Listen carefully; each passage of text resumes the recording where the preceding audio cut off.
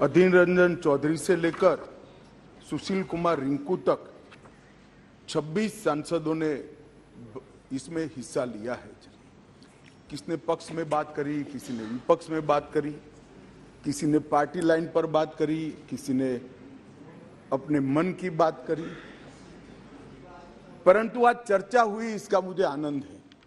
मेरा एक छोटा सा सवाल है ये विपक्ष के सारे मित्रों को कि संसद ने अब तक इस बैठक के अंदर ये सत्र जब से शुरू हुआ तब तक 9 बिल पास कर लिए। सारे बिल अपनी अपनी जगह बहुत महत्वपूर्ण थे। माननीय अध्यक्ष, हर क्षेत्र के महत्वपूर्ण बिल थे। उसमें इन्होंने कहा पीएम आकर जवाब दे, पीएम आएंगे तभी संसद चलने लगे। आज क्या हो गया है? आज इस बिल में मैं तो स्वागत करता हूं आपने चर्चा की, मुझे कोई आपत्ति नहीं है। मैं तो चाहता हूं हर रोज ही आ जाइए, परंतु आज क्या हुआ है? क्या डेमोक्रेसी की चिंता है? तो डेमोक्रेसी की चिंता है तो हर एक बिल महत्वपूर्ण है, हर एक बिल महत्वपूर्ण है। क्या देश की चिंता है तो किसानों के लिए भी बिल आया, बाकी सारे विषय के लिए भी बिल आए, मगर कोई नहीं आया। साहब, ना डेमोक्रेसी की चिंता है, ना देश की चिंता है, ना जनता की चिंता है। अपने गठबंधन को बचाने के लिए सारे लोग यहां आए और आज मुझे कह रहे थे कि भारत आपको देख रहा है। मैं बता रहा हूं कि भारत देख भी रहा है, देखना भी चाहिए। आपके दोहरे चरित्र को भारत देख रहा है। आपके लिए जनता के बिल महत्वपूर्ण नहीं है। हमारे गठबंधन से एक छोटी सी सुपारी जितनी पार्टी भागकर न चली जाए, इसका बहुत बड़ा महत्व है। आपकी प्रायोरिटी बड़ी स्पष्ट हो गई भाई, बहुत स्पष्ट आप लोगों ने ही कर दी। मैं तो कुछ बोला नहीं, चुपचाप सुनता रहा, सबको पढ़ा और सब बड़ी बड़ी दुहाइयां दे रहे थे। अरे भले आदमी, कोई तो सच बोल देता कि हम इसलिए आए हैं कि केजरीवाल जी हमारे गठबंधन से भाग न जाए। माननीय अध्यक्ष जी, खैर उनका जो कारण हो, मणिपुर उनका एब्सेंट रहने का कारण नहीं है। मैंने पहले दिन से यहां कहा है, जितनी लंबी चर्चा करनी हो मणिपुर पर सरकार चर्चा करने के लिए तैयार, हर चीज का जवाब दिया जाएगा और मैं दूंगा जवाब, मैं दूंगा जवाब। माननीय अध्यक्ष जी, उनको प्रॉब्लम एक ही है कि जनता के मन में भ्रांति खड़ी कर दी जाए। मैं उनको बताता हूं कि जनता है जो सब जानती है, कभी भ्रांति खड़ी नहीं होती है। आज आपने अपने आप को यहां पर एक्सपोज कर दिया है। माननीय अध्यक्ष जी, पूरी चर्चा को मैंने सुना। प्रेमचंद्रन जी से लेकर सारे लोग जो विषय पर बोले, मैंने ध्यान पूर्वक नोट भी पढ़े हैं, सुना भी है। माननीय अध्यक्ष जी, ये फिर से मैं एक बार कहता हूं कि सदन जनता को गुमराह करने की जगह नहीं है। सारे लोग राज्य के अधिकार, राज्य के अधिकार, राज्य के अधिकार कह रहे हैं। कौन से राज्य के? कौन से राज्य के? दिल्ली राज्य ही नहीं है, ये तो संघ प्रदेश है और संघ प्रदेश में भी राजधानी क्षेत्र है जो एक विशेष आर्टिकल के तहत बनाया गया। अनुच्छेद 239 से 242 तक दिल्ली के कामकाज करने के तरीके को संविधान ने स्वीकार किया। हम तो संविधान संशोधन लेकर नहीं लाए थे, आप ही आए थे। 69वां संविधान संशोधन आप लेकर आए थे, आपने ही अधिकार नहीं दिए थे। अधिकार उसके तहत अनुच्छेद 239 ए 3B के तहत संसद को दिल्ली संघ राज्य क्षेत्र या उसके किसी भी भाग के लिए, उसके संबंधित किसी भी विषय के लिए कानून बनाने का पूर्ण अधिकार है।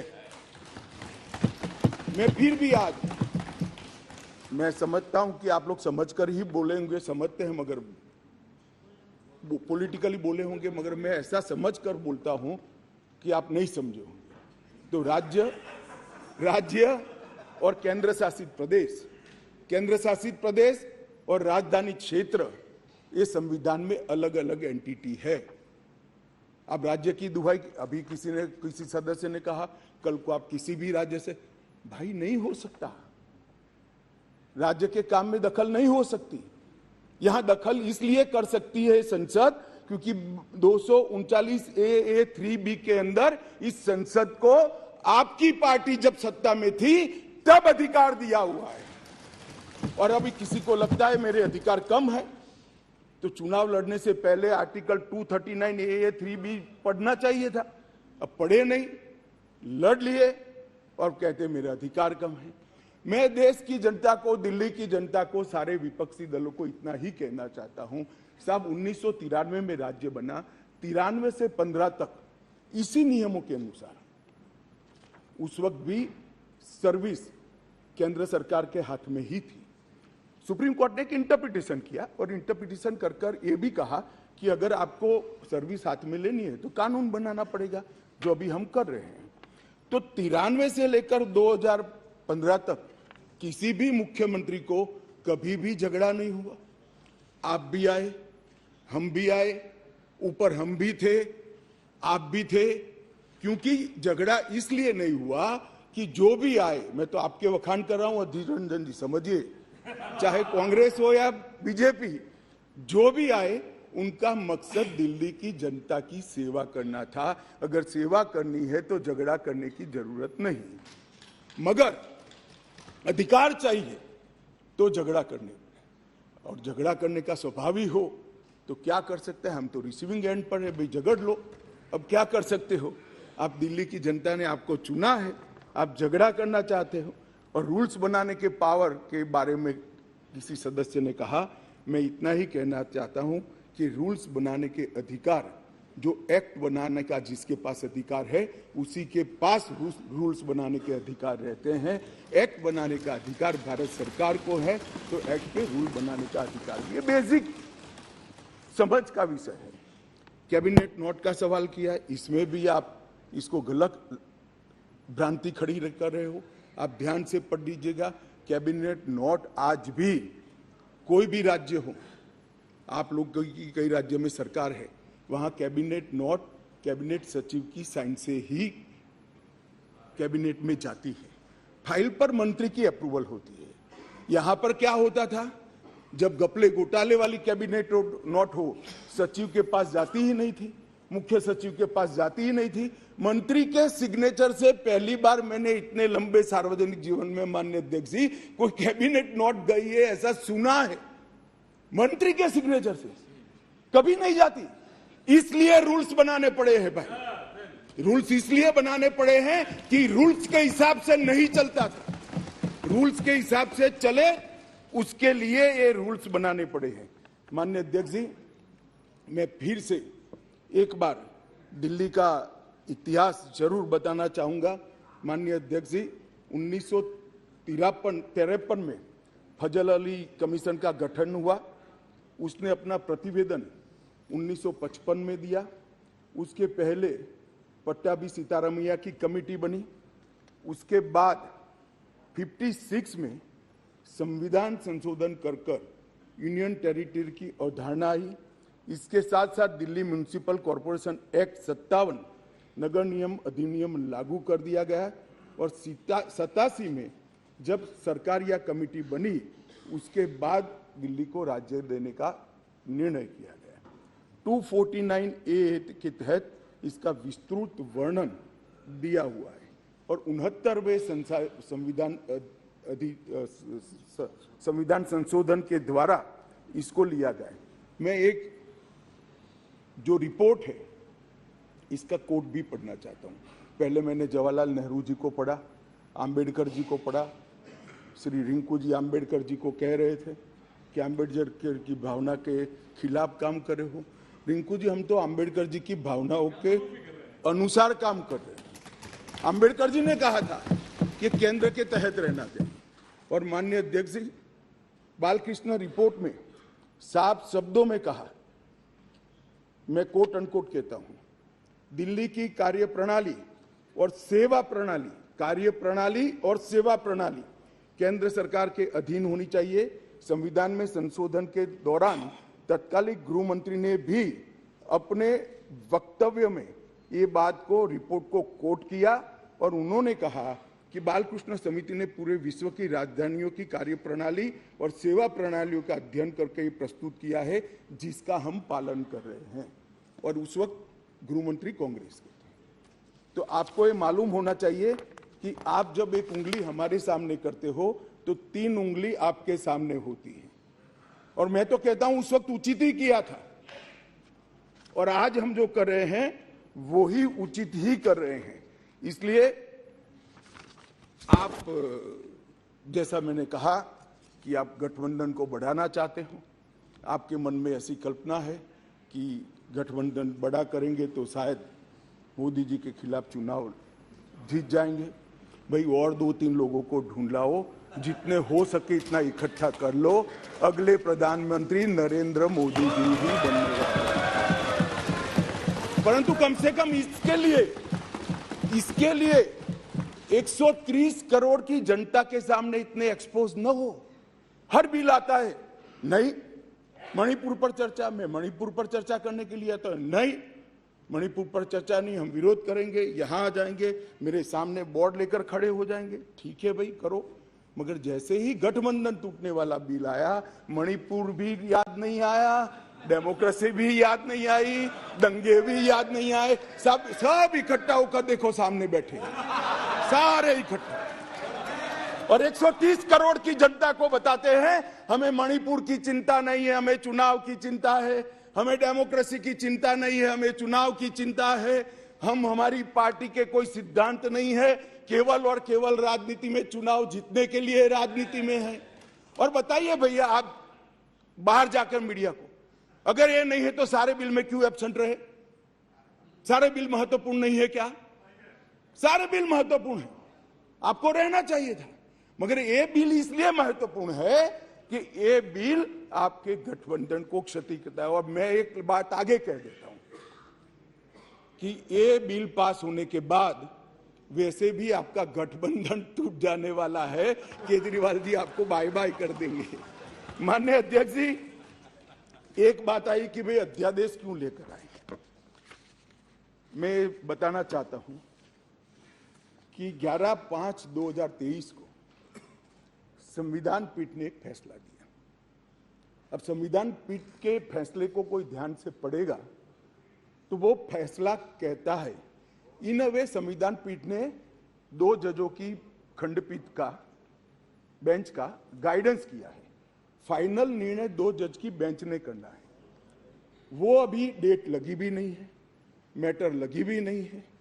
11/5/23 को जजमेंट आया और 11/5/23 को ही दिल्ली सरकार के सेवा विभाग ने, मंत्री ने एक परिपत्र घोषित कर दी अपने सिग्नेचर से। फिर से मैं कहता हूं, परिपत्र सचिव करते हैं, यहां मंत्री करते हैं। आज 5:30 बजे तक पात्र अधिकारियों की सूची के साथ जो इस पद तैनात किए जा सके, सचिव सेवाएं की तैनाती, मतलब सर्विस जो देखते हैं वो सचिव की तैनाती के लिए नोट प्रस्तुत किया जाए। अभी तो सुप्रीम कोर्ट ने निर्णय करना बाकी, इन प्रिंसिपल निर्णय किया है। इसके पर 2 जजों की बेंच ने निर्णय करना है, इसको घोषित करना है। आप अमल करने कर दी। सोशल मीडिया में घोषणा कर दी कि सेवा विभाग के सचिव श्री आशीष माधेराव मोरे का ट्रांसफर कर दिया गया है। ध्यान देने की बात है कि जो मैं कह रहा हूं वो फिर से पढ़ रहा हूं।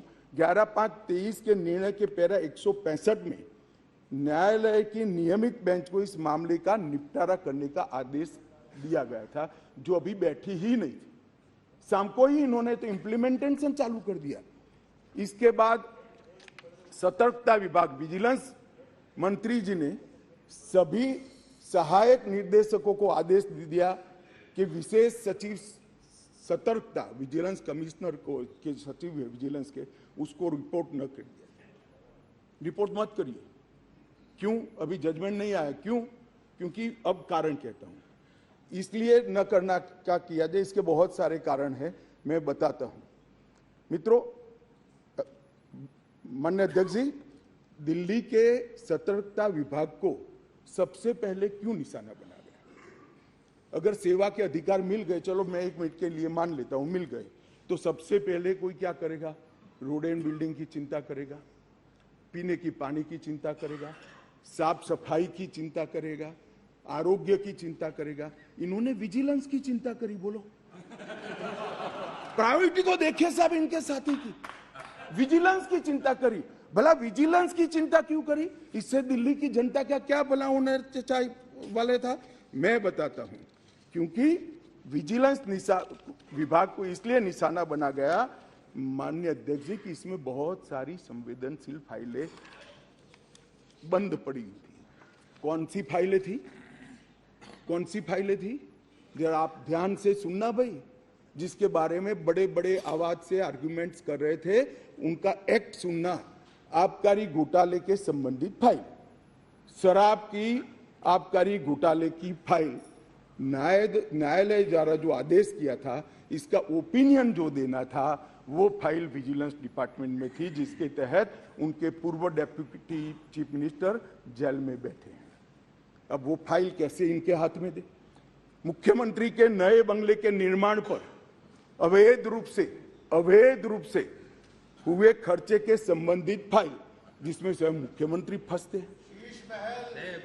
शीश महल की फाइल दिल्ली सरकार द्वारा उनकी पॉलिटिकल पार्टी ने उसके प्रचार के लिए, सरकार के नहीं, पार्टी के प्रचार के लिए 90 करोड़ रुपया खर्च कर दिया। कोर्ट ने ऑर्डर किया कि वो 90 करोड़ रुपया पार्टी के खजाने से दिल्ली सरकार में भरा जाए। इसकी जांच की फाइल भी सतर्कता विभाग में थी। माननीय अध्यक्ष जी, एक फीडबैक यूनिट बना दिया। अब आप संविधान की दुहाई दे रहे हो, ये एक्ट सुधारने के पहले भी लॉ एंड ऑर्डर इनके पास नहीं है, तो उनके पास खुफिया विभाग नहीं हो सकता। उन्होंने फीडबैक यूनिट के नाम से करोड़ों रुपए का खर्च कर एक स्वतंत्र गैर कानूनी खुफिया विभाग खड़ा कर दिया। अब इसकी भी जांच चालू हो गई। वो फाइल भी विजिलेंस में थी। BSES जो बिजली सप्लाई करने वाली कंपनी है और BYPL कंपनियों का 21,000 करोड़ का बकाया था, फिर भी एक इंडस्ट्री को और रुपया दे दिया। उनको 21,000 करोड़ लेना है, वो साइड में रहा और दूसरा पेमेंट कर दिया। इसका भी विजिलेंस में इंक्वायरी चल रहा है। अब ये सारी फाइलों के लिए माननीय अध्यक्ष जी सतर्कता विभाग को निशाना बना दिया। और ये हमारे दल, मैं तो नहीं मानते सारे दल इसका समर्थन करते होंगे ऐसे काम के, मगर गठबंधन की एक मजबूरी है, इसलिए सारे दल ये सतर्कता विभाग के साथ आज आप पार्टी के साथ जुड़ गए। माननीय अध्यक्ष जी, एक कहा कि भाई सत्र बुलाने का। माननीय अध्यक्ष जी, सभी दलों की कहीं ना कहीं पार्टियां रही। मैं इनको ये कहना चाहता हूं कि आपने असेंबली, एक भी असेंबली ऐसी दिखी है जिसका सत्र अवसान ही न हो? माननीय अध्यक्ष जी, सत्र आहूत होता है, आप सत्र अवसान यहां करते हो, राष्ट्रपति महोदया साइन करती है, सत्र का अवसान होता है, नए सत्र का फिर से आहूत किया जाए। एक असेंबली देश में ऐसी है, दिल्ली संघ राज्य क्षेत्र की, जिसका सत्र अवसान ही नहीं होता है, चालू ही रहती है। और जब भी पॉलिटिकल भाषण देना है, रिस्पॉन्सिबिलिटी से भागना है, सदन के विशेषाधिकार का उपयोग करना है, किसी को गाली गलौज करना है, तो आधे दिन का सत्र बुलाकर गाली बोलकर फिर से सत्र निलंबित कर देते हैं। सत्र का अवसान ही नहीं होता है। माननीय अध्यक्ष, ऐसी कोई सरकार देखी है आपने? मैं इसलिए कह रहा हूं, इनको बताता हूं आप किसका समर्थन कर रहे हो, किस व्यवस्था का समर्थन कर रहे हो माननीय अध्यक्ष जी। और देश की जनता को यह सब मालूम है। और एक कैबिनेट के अधिकारों की बात कर रहे हैं, असेंबली के अधिकारों की बात कर रहे हैं। 2020 में दिल्ली विधानसभा का एक ही सत्र बुलाया गया, बजट सत्र, जिसमें 5 बैठकें हुई, 2 दिन का, जो मजबूरी है बजट पारित कराना है। 21 में भी एक ही सत्र बुलाया गया, बजट सत्र, जिसमें 3 दिन की बैठक करी, 4 बैठकें करी। वो बजट सत्र था, मजबूरी है। 2022 में एक ही सत्र बुलाया गया, बजट सत्र, क्योंकि मजबूरी है बजट पारित करना है। और 2023 में भी एक सत्र बुलाया गया, बजट सत्र। इसके अलावा विधानसभा ही नहीं बुलाई माननीय अध्यक्ष जी। अरे विधानसभा के अधिकारों की हमारे विपक्षी दल के मित्र, कौन से अधिकार भाई? विधानसभा बुलानी है नहीं है? ओवैसी जी आप मुगालते में हैं। आप मुगालते में है, विधानसभा बुलानी ही नहीं है।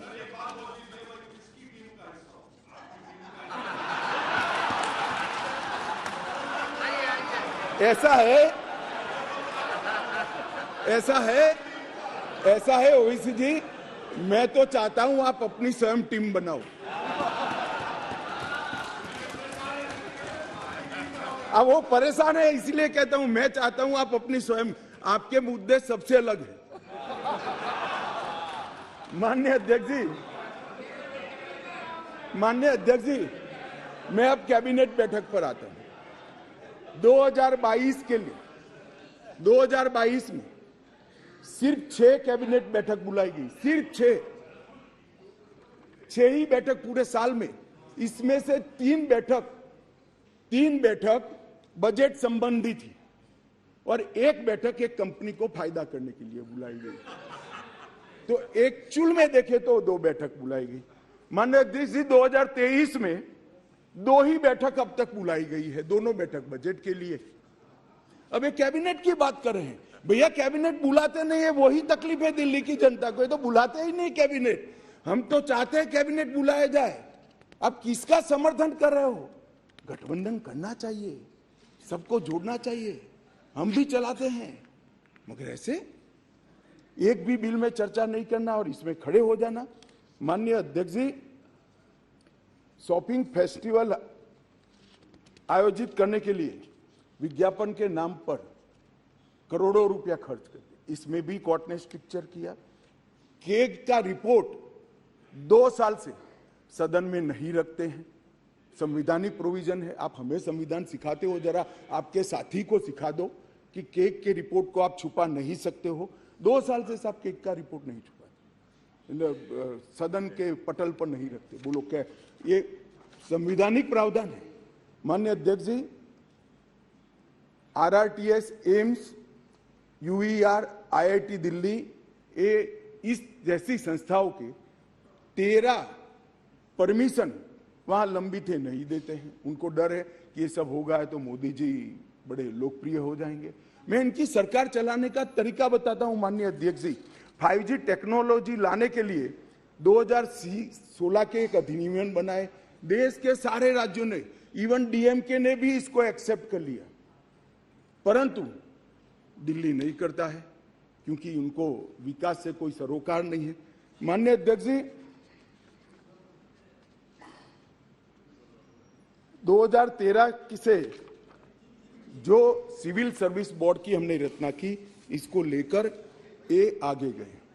माननीय अध्यक्ष जी, मैं सदन के सामने और आपके माध्यम से देश की जनता को बड़ी विनम्रता के साथ कहना चाहता हूं कि ये अध्यादेश और बाद में अब जो बिल में कन्वर्ट हो रहा है, वो विधेयक लेकर मैं आया हूं, ये संपूर्णतया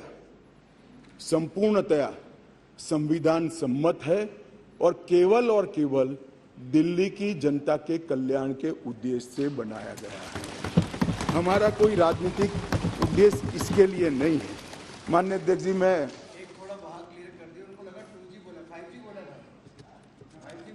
मारन जी पूछ रहे हैं, वहां पूछ। माननीय अध्यक्ष जी,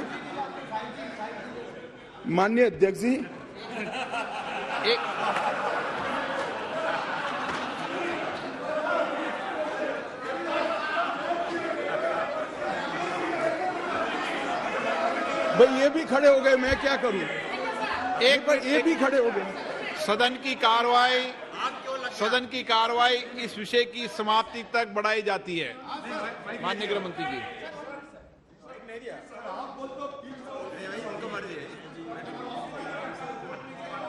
मैं क्या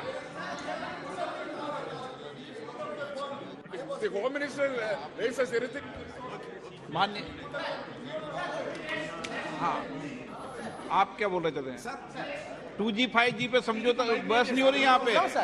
Sir, I want to submit, sir, through you, sir. Through you, sir, I want to submit one thing before the House and the Honorable Home Minister and other members of the Parliament in the other side, adversary benches. As far as 2G is concerned. No. माननीय गृह मंत्री जी, 2G 3G, माननीय 2G 3G में बहस नहीं हो रही। No कुछ नहीं बोला। नो लगाया है। आप क्यों 2G पे नाम पूछ नाराज हो रहे हो? अरे 2G पे नाराज पे इतना नाराज क्यों जाते हो? देखो पुरानी बातों को लेके मत चलो।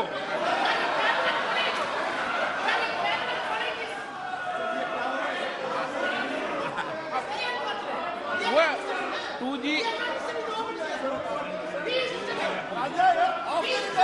अध्यक्ष जी रिकॉर्ड पर नहीं है, बता दीजिए इनको। देखिए वो रिकॉर्ड पे नहीं है, आप क्यों रिकॉर्ड पे लाना चाहते हो बात?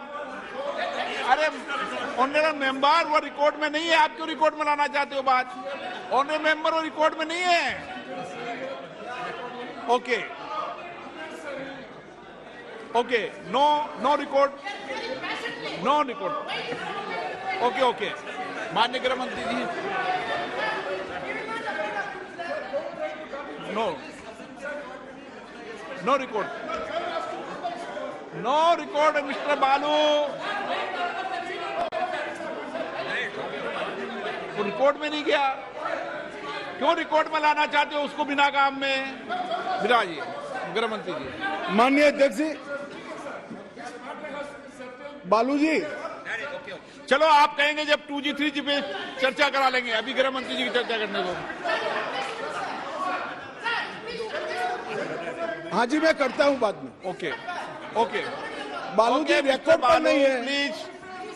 रिकॉर्ड पर नहीं है, रिकॉर्ड पर रिकॉर्ड में नहीं है। माननीय अध्यक्ष जी, कुछ सदस्यों ने टिप्पणियां करी है, मैं जरूर जवाब देना चाहता हूं।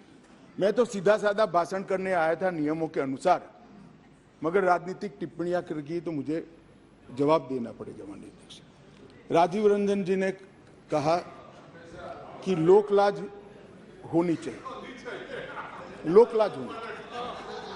राजीव रंजन जी लोकलाज आप तो मत ही बोलिए, क्योंकि जिस चारा घोटाले को लेकर बिहार की जनता के सामने गए थे, आज चारा घोटाला करने वालों के साथ आप बैठे और फिर से गठबंधन के लिए। लोकलाज आपके मुंह में अच्छा नहीं लगता। माननीय अध्यक्ष जी, ये जो गठबंधन बना है यूपीए का, ये यूपीए का गठबंधन नहीं है, ये सत्ता के स्वार्थ के लिए बना है। बंगाल में माननीय अध्यक्ष जी, कम्युनिस्ट पार्टी, तृणमूल कांग्रेस और कांग्रेस तीनों लड़ती है। हर रोज ममता जी को हमारे अधीर रंजन जी क्वेश्चन करते रहते हैं, मगर बेंगलोर में साथ में बैठेंगे। जेडीयू और आरजेडी, जेडीयू का जन्म ही, माननीय अध्यक्ष जी, जेडीयू का जन्म ही आरजेडी का विरोध करने के लिए हुआ। यूनाइटेड जनता दल तोड़ दिया, वो जेडीयू आज सत्ता प्राप्त करने के लिए गठबंधन में है। जो बाला साहब ठाकरे के सिद्धांतों पर चलते थे, वो आज कांग्रेस के साथ बैठे हैं। माननीय अध्यक्ष जी, केरल में, माननीय अध्यक्ष जी, केरल में कम्युनिस्ट, कांग्रेस और एलडीएफ और यूडीएफ दोनों आमने सामने थे। माननीय अध्यक्ष जी, सत्ता के कारण दोनों इकट्ठा आए हैं। सुरेश जी, केरल की जनता इस बार पूछेगी। माननीय अध्यक्ष जी, माननीय अध्यक्ष जी, मैंने दयानिधि मारन जी को सुना, बहुत पेशेंस के साथ संविधान की दुहाई दे रहे थे। मारन साहब, आपको संविधान की चिंता नहीं है, एन मन एन मक्कल से आप डरे हुए हो। हमारी जो यात्रा शुरू हुई है, इसने डर खड़ा किया है। माननीय अध्यक्ष जी, शशि थरूर जी ने कहा, माननीय अध्यक्ष जी, शशि थरूर जी ने कहा कि कांग्रेस की सरकार होती या आपकी सरकार होती तो ऐसा करते। भाई, कांग्रेस की सरकार और हमारी सरकार दोनों दिल्ली में रहा था, मगर हमने ऐसा किया ही नहीं था, तो ऐसा करने का सवाल ही पैदा नहीं होता। बहुत अच्छे तरीके से चलता था, कोई झगड़ा नहीं था। माननीय अध्यक्ष जी, मैं अंत में इतना ही कहना चाहता हूं, अभी भी समय है, वोटिंग बाकी है, यही समय है, सही समय है। विचार बदलिए, जनता देख रही है, जनता सब कुछ जानती है कि 9 बिलों में उपस्थित न रहने वाला समूचा विपक्ष आज गठबंधन बजाने के लिए अखाड़े में उतर गया। माननीय अध्यक्ष जी, इस सदन के अंदर निहित स्वार्थनीतिक उद्देश्यों के कारण ना भाषण देने चाहिए, ना वोटिंग करनी चाहिए।